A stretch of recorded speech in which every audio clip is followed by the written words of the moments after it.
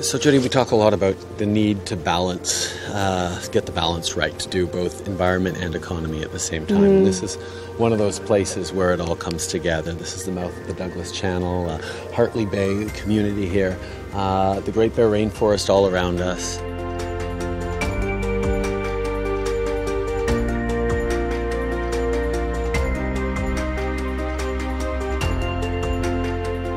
First Nations, as we talked about with the people in the community today, are certainly not opposed to development. They're pro-environment and wanting to ensure that we get the balance right. They want their voices heard in terms of how can we go about ensuring this territory is protected, because this is a place that is so diverse. It's the Galapagos of the North. I think that people from right across this country and right across the world will benefit from coming here. I mean, this is really where you see that it is a false choice between environment and economy, if anyone's trying to make a choice, because this Great Bear Rainforest, this incredible water on the coast is one of the most spectacularly precious and beautiful places in the natural environment in the world. But at the same time, it's home to a thriving economy. It's a fishing community. In ups and downs in fishing industry, there have been challenges for people to try and go out and develop other parts of the economy. And First Nations in this area are looking at ecotourism.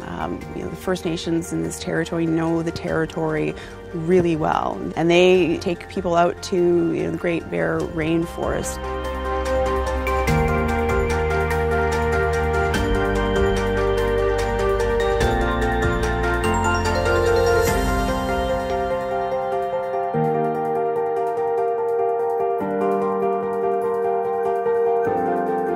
The Enbridge proposal, or the engagement or the lack thereof that company has done and over the last 10 years, is probably an example of how not to engage with local communities. Certainly First Nations, but in different communities all up and down the coast that depend and have depended on this economy for generations. It's not because people don't care about the economy that they're not in favor of Northern Gateway. It's because they do care about their economy. They do care about the prospects for their kids and grandkids to have jobs and to thrive in this incredibly beautiful part of the world.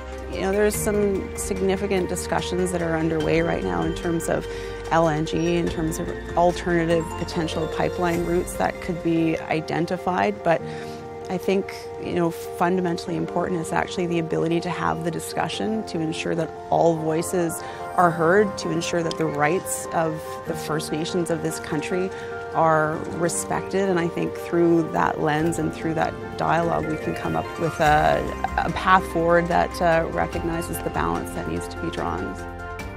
We just want to make sure when things come through our territory that it's safe for our people to carry on what we do in our daily lives here. The strongest arguments being made against the Northern Gateway pipeline are not environmental, although there are plenty to make. They're economic. We have to make sure that we are caring for the environment and the economy at the same time.